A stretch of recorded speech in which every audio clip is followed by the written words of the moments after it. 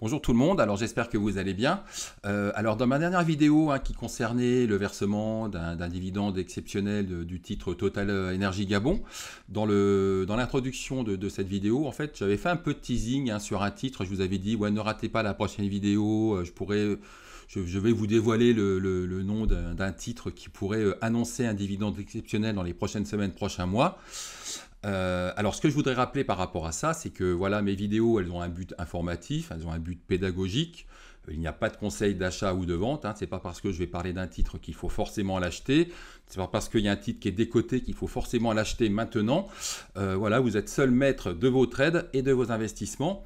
Donc aujourd'hui, la vidéo, alors là, il y a Morel, il y a le graphique de Morel Prom là devant vous. Alors, je ne vais pas vous parler de Morel Prom. Alors, bon, j'en ai déjà dit pas mal. Bon, je réserve aussi des choses pour mes abonnés. Je pourrais aussi peut-être vous dévoiler un petit truc sur Morel Prom. En tous les cas, l'objet de cette vidéo ne va pas porter sur Morel Prom. Cette vidéo va porter sur le titre Exmar. Alors Exmar, voilà, je ne suis pas un grand connaisseur du fondamental, de l'historique de la société Exmar. C'est une société que je suis depuis très peu de temps. Ce que je sais, c'est une société maritime en fait qui s'est spécialisée dans tout ce qui est transport de gaz liquéfié. Et ce que je sais aussi, c'est qu'il y a à plusieurs reprises, lors du déclenchement de la guerre en Ukraine, on m'avait demandé un avis sur le titre Exmar. On m'avait dit, ouais, Exmar, ça pourrait profiter de la guerre en Ukraine, de la flambée des produits pétroliers, etc. Donc j'avais regardé le bilan. J'avais regardé le compte de résultats, j'avais regardé un peu l'évolution des résultats et du bilan, et franchement quand j'avais regardé les chiffres, j'avais pas du tout été emballé par ces chiffres. Alors on voit que le chiffre d'affaires il est en hausse. Alors j'ai pas vraiment creusé tous les comptes de résultats. Là vraiment c'est une vision globale, une première vision qui me donne déjà un premier avis, qui me donne une envie ou non de creuser le titre. Mais là, quand j'avais regardé le compte de résultats, j'avais vu que le compte de résultats, on avait un chiffre d'affaires qui évoluait donc à la hausse, surtout en 2020, forte hausse du chiffre d'affaires. Donc je ne sais pas trop ce qui s'est passé à ce moment-là. Je ne suis pas allé voir. Et puis 2021, donc le chiffre d'affaires retombe, il reste supérieur, parce que là, ça peut être lié au Covid, donc il reste supérieur au chiffre d'affaires 2019. Donc chiffre d'affaires, on peut guère en tirer de conclusion. Après, j'étais allé voir la rentabilité, et là, pareil, une rentabilité, donc on voit à chaque fois qu'on a un REX, là, on REX à 0.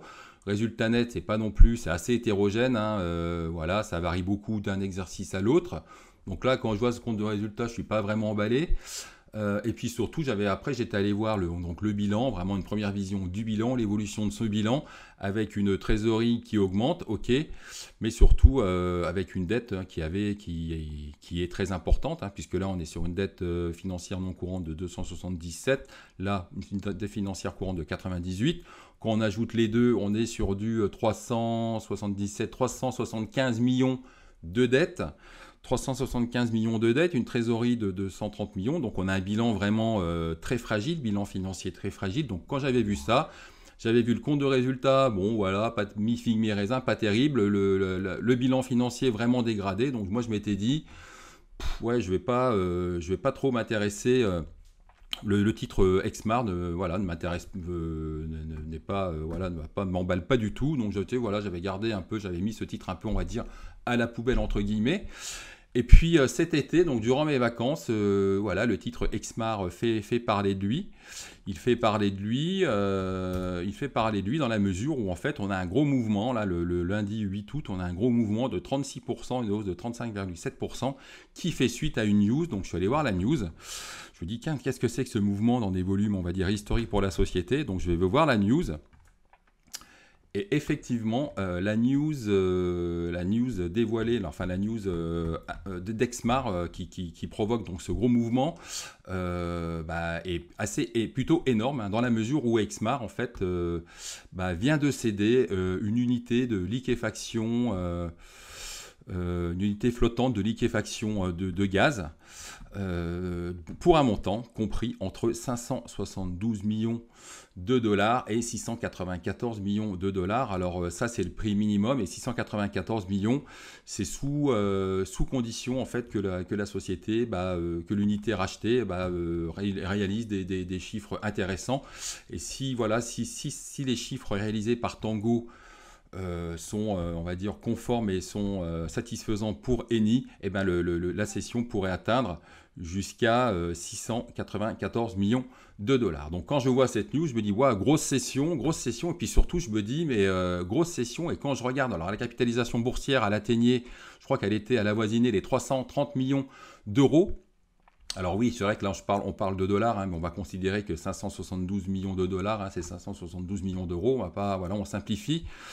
Et puis surtout, donc, quand je vois cette session, le montant de cette session, je vais me retenir vraiment le scénario le plus pessimiste, hein, qui est quand même déjà pas mal, hein, 572 millions qui vont rentrer dans les caisses. Donc tout de suite, moi ce que je me dis, mais purée, ça va permettre à la société qui a un bilan dégradé, bilan financier dégradé, ça va lever des incertitudes sur le bilan, ça va donner une belle bouffée d'oxygène, une grosse bouffée d'oxygène au bilan et à la société, 572 millions, donc ça va permettre à la société de se désendetter. Et puis surtout, de se désendetter et puis peut-être aussi de gonfler sa trésorerie. Donc le mouvement d'Exmar, le mouvement d'Exmar, on était sur une capi de 330 millions. On a une société qui va rentrer 570 millions d'euros. Donc effectivement, le mouvement doit être très important. Alors peut-être pas, le mouvement doit pas... le mouvement doit au moins faire augmenter la valorisation du titre de 300, 400, 500 millions, peut-être pas de 570 millions, mais en tout cas le mouvement doit vraiment être très important. Donc là on voit ce genre de mouvement. Le mouvement d'Exmar, pour moi c'est même pas une bulle, hein, c'est que le mouvement est complètement justifié vu le montant de la cession et vu le montant de la vu le niveau de capitalisation avant l'annonce de cette news. Alors, ce qui est intéressant aussi suite à ce mouvement, c'est qu'en fait, il y a des brokers qui commencent à sortir des notes. Et là, on voit que ça va être d'autant plus intéressant, puisque, en fait, effectivement, vu que la société rentre beaucoup de cash, va se désendetter, va augmenter son cash. Des brokers ont plutôt un scénario vraiment optimiste par rapport à ça, par rapport à ce cash rentré. Les brokers pensent qu'un dividende exceptionnel devrait être versé dans les prochaines semaines, prochains mois. Donc là, alors, au niveau du montant de dividende, c'est vrai que vu le niveau de session, vu le montant de la session qui est énorme, il y a KBC, je crois, qui part d'un niveau de dividendes exceptionnels qui pourrait atteindre 2,9 € par titre. Après, pour Kepler, je crois qu'on a même des montants, des niveaux de dividendes qui ont été dévoilés qui seraient même supérieurs à 2,9 €. Donc c'est vrai que c'est tout à fait possible, au vu du montant de cette session, que le dividende exceptionnel qu'Exmar, il est tout à fait possible que Exmar nous annonce un dividende exceptionnel qui pourrait atteindre 3-4 € par titre. Donc effectivement, quand on voit ça, je me dis, ce titre-là, il va falloir le suivre de près. Alors, c'est pas encore, on va dire, acté. Je ne suis pas sûr que ça soit encore pris, je suis pas sûr que ça soit encore pricé dans les cours de Exmar, mais en tous les cas, quand je vois ça, je me dis, le titre, il va falloir le suivre de près. D'un point de vue technique, lorsqu'on regarde, on a un mouvement donc haussier. On a le titre vient de prendre 60%. Et qu'est-ce qui se passe? On voit que en fait, le titre consolide vraiment au-dessus des 8,4. Hein, donc la consolidation est vraiment... on n'est pas sur une consolidation où le titre serait retombé sur les 6-7 €. La consolidation est saine. Et puis surtout, on voit que le titre, chaque repli sur les 8,4, 8,5, il est acheté. Enfin, il y a des acheteurs qui se précipitent pour essayer de profiter du titre. Donc Exmar, c'est le titre dont je voulais vous parler. Alors attention, hein, c'est un titre... dont les résultats fluctuent. Je suis pas très fan du fondamental d'Exmar, mais le montant de la session m'interpelle et je me dis qu'il faut suivre ce titre de près et qu'il va falloir le suivre de près, d'autant plus que la société s'apprête à publier ses résultats semestriels. Donc quand on regarde les résultats semestriels, quand on regarde le calendrier financier d'Exmar, donc on voit que les résultats semestriels sont prévus pour le 9 septembre, donc le 9 septembre c'est après-demain. Donc ces résultats semestriels, alors attention, ça ne va pas être terrible, hein, parce qu'on sait déjà que le T1, on voit que le chiffre d'affaires était passé de 24,3, alors je n'ai pas creusé pareil, hein, je ne suis pas allé voir le détail du compte de résultat sur le T1, je me suis appuyé que sur ces quelques lignes, hein. Je vous dis, je ne suis pas un expert d'Exmar et puis je ne compte pas le devenir, étant donné que, les résultats, c'est pas l'évolution des résultats ne m'inspire guère, en tout cas à très court terme. Mais en tous les cas, je vois que le T1, il est passé de 33,1 à 24,2, donc on a vraiment un chiffre d'affaires en baisse. Donc là, l'effet, on va dire, guerre en Ukraine, on ne peut pas dire qu'il se fait sentir sur la société. La perte nette s'est creusée, elle est passée de 2,2 à 7 millions. Donc là, la société va publier ses résultats semestriels et à mon avis, ces résultats semestriels devraient être dégradés, devraient être en lourde perte. Mais ce qui va m'intéresser, alors pourquoi je vous parle de cette publication de résultats semestriels? Ce qui va m'intéresser, c'est le communiqué et savoir, de chercher si la société nous parle d'un éventuel versement du dividende exceptionnel. Il est possible aussi qu'elle nous parle même du montant. Donc voilà, c'est le communiqué qui va m'intéresser des résultats semestriels d'Exmar, plus le communiqué que les résultats qui seront certainement en perte. Donc voilà, Exmar, c'est un titre à suivre de près pour les prochains jours. Il va falloir suivre le communiqué de près.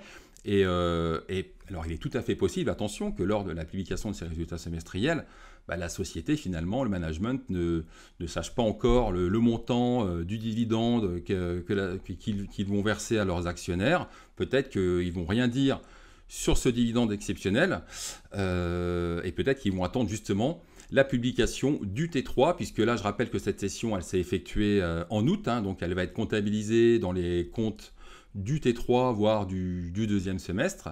Donc ils ne vont pas être comptabilisés dans ces résultats semestriels. Donc par contre, voilà, il se peut aussi que la société n'annonce rien lors de ces résultats semestriels et que d'ici quelques semaines, ils en sachent plus concernant ce qu'ils veulent faire de cette session. Et ça sera peut-être dans plusieurs semaines, voire peut-être plusieurs mois. Alors, je pense quand même d'ici la fin d'année, je pense qu'on devra en savoir plus concernant cette session et concernant cet éventuel versement de dividendes exceptionnels. Rien n'est pas acté. Les brokers ont l'air plutôt convaincus et c'est vrai que vu la situation financière, vu la grosse rentrée de cash, ça va, il y a vraiment tout lieu de penser qu'il y aura un dividende exceptionnel. Après voilà, ce qui reste à savoir, c'est de quel montant atteindra ce dividende exceptionnel. Quand on regarde l'historique des dividendes d'Exmar, alors on ne peut pas dire que ce soit une société qui a l'habitude de... Alors quand même, il y avait des dividendes parce que le titre était coté beaucoup moins. Là, on était en... Si on va voir 2016, on va voir en 2016...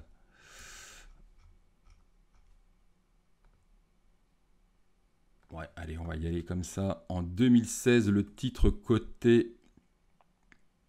Alors le titre coté 9 €, donc... 2016, ouais, je regardais. En fait, ce que je voulais vérifier, c'est le niveau du rendement, le montant du dividende par rapport au cours de bourse. Et c'est vrai que on ne peut pas dire que par le passé, la société a délivré de gros dividendes à ses actionnaires. Là, 2021, on sait que le titre, ok. Si je remonte un peu plus loin,